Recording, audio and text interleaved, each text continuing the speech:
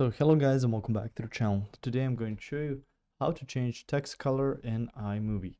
So the first thing you want to do is open up the iMovie app. On here you can start a new project. You can see some projects you already have. So open one of the projects on here, click on the edit button, and you can see some of the things that you can do with this project. Now if you wish to change text color, first you need to add text. So let's do something like this and edit the text. So type in color in there. You click on done afterwards. If you can see it right now, it's white, it's not really popping up.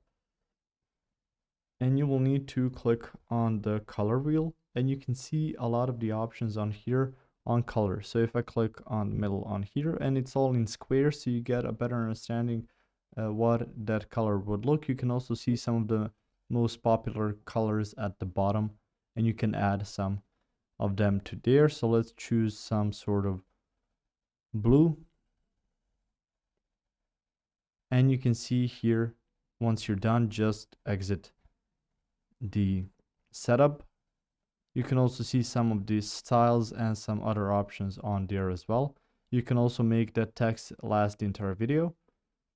But for the coloring, you can do it through here. And if you wish to change it, you can use these colors that are here as a suggestion. You can also click the plus sign and add a certain color on there.